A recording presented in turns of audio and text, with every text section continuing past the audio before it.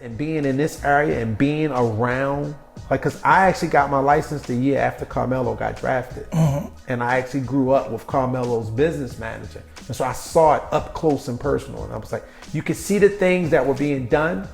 And I knew I did not see anybody at the highest level working with the players once they became pros. I seen everybody connecting to the players, but nobody that could actually procure the deal once they became an NBA player. I was like, I gotta do that. That's right. Because if no one is doing that, then we have to trust people that we don't know to help take care of these guys. And you gotta understand that playing at an NBA level, those checks are more than their entire families have ever seen. And if you don't have the right people around, you know what happens with money and people that don't understand, the money's gone. Take from and I knew that I had, like, I felt the challenge, I felt the push.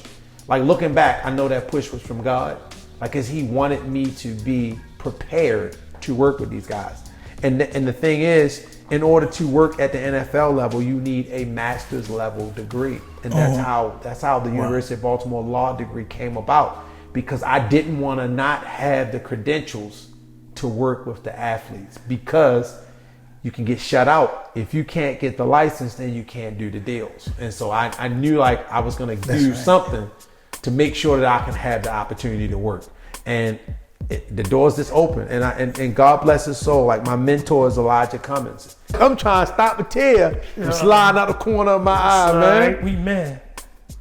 Oh yeah, we tears. That's my man right there. Wow. You know, may he rest in peace now. Yes. Well, you know, when you come out of undergraduate, you have to qualify to go to a law school or pre-law school.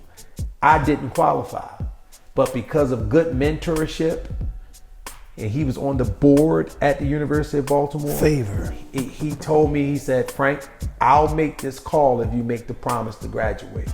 You do well and I'll make the call and we'll get you into school. Wow. And I graduated with honors. Like, my last semester at UB had a 4.0. My hardest semester before I graduated, I got 4 A's. And that I'm actually one of the fastest people to actually go through the program in the history of that school. But I know it was, like I said, I wasn't working off of my own power. I felt the push of God saying, you have to do this because you have to be prepared. And that's the thing that I want young people to know. Like, whatever it is you're working on, you have to be prepared.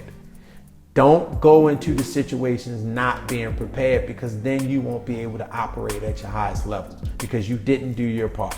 Because faith without action, you know the rest is dead. That's right, it's dead. You have to have some action behind your faith. And part of having that action is always being prepared for what you may be presented with. And for young people, that usually starts with school. And so if you want to do something great, you really need to be a good student, because that signals to the companies that you're trustworthy and you know how to complete a task.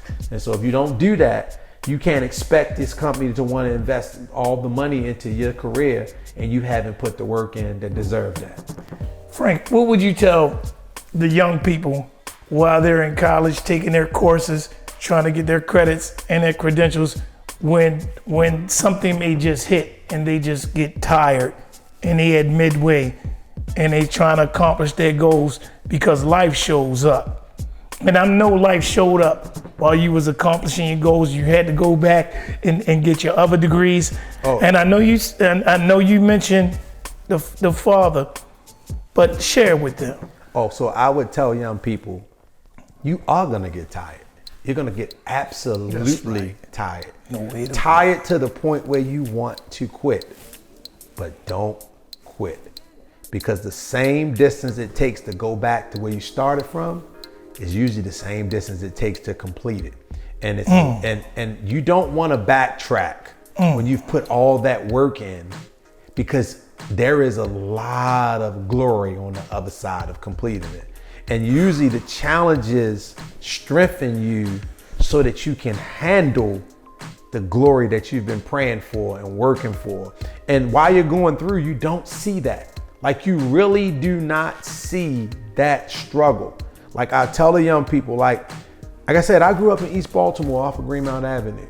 Like, my senior year in college, I got stabbed in my back and in my arm. And I had a car accident where it wrecked 8 cars. All 8 cars were totaled and I walked away. This happened in 1994. And I could have quit. I literally could have quit. Like I was on academic probation with Morgan, and it felt like it was just gonna, it was gonna go away. Everything was just gonna be done. But it was like, I just couldn't stop.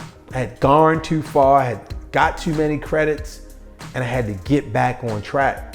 And so I'll say to young people, when you get to that point and you start feeling like it's too much pressure, you can always rest, but don't quit. Because sometimes you gotta rest to get back on track. But when you get back on track, the only person you're cheating is yourself as you quit, and you wouldn't give up on yourself. So keep going, because there's a lot of goodness that comes after you go back. Y'all hear that, young people? Testing trials and life and mishaps is a must. It's how you challenge it and how you going to face it and how you going to get up. And I was talking to, Frank, your alumni brother, Andre, you know, my producer, bless his heart, man, love that brother. He said he saw you on campus one day and he said, Frank, are you all right? And you were just like looking in a daze. And Andre said that all you said was calculus. And you walked away. And I saw the whole vision when Andre was sharing that with me, how sometimes you just have to take a breath, take your break. You know, tell us about some of those moments, you know, briefly about a moment where as though you felt that on campus and you just locked in with God. Oh man, well, you know, when I went back to school after I got the academic probation straight and Morgan let me back in. I say Morgan let me back in because Morgan gets you ready for the world. They get you ready. When you leave Morgan with their diploma, whatever field of study that you're in, you're prepared to work on a global level. And so my senior year, we studied 5 hours every day. Like and I had just started my family with my wife and my oldest daughter. My oldest daughter used to go to class with me and sit in the back of the class while I was taking classes. And then I would drop her off and come back to the engineering building and we would study for 5 hours every day, every single day. But that's the level that it took.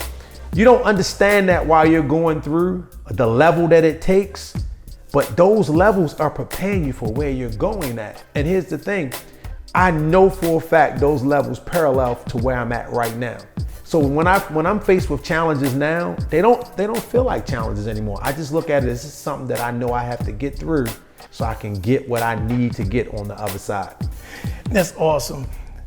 Because when I heard you speak about your daughter, sometimes she sat in the back of the class, and we're going to shift right over to your family, you know.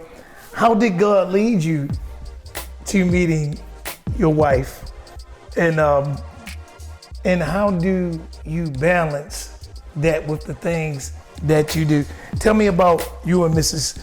Stacy Johnson briefly, you know, how y'all began to court and how marriage and how God began to build a family in your life.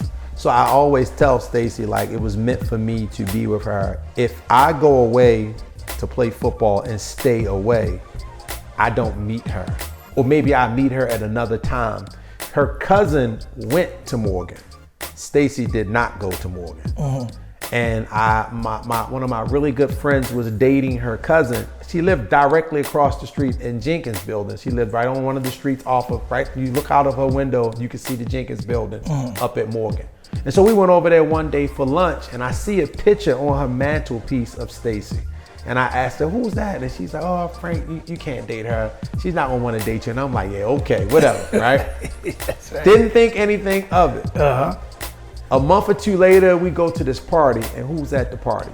Stacy. Stacy's at the party, I'm at the party, and Stacy asked her cousin who I was, and her cousin just like threw her hands up like, oh, that's the guy that's been asking about you, and the rest is history, man. I mean, and it's amazing because a lot of times you don't realize that the people that are being strategically placed in your life are going to be your life. Like, that's my life partner. That's right. Stacy is my life partner. Like I tell her all the time, that's my COO. That's my chief operating officer.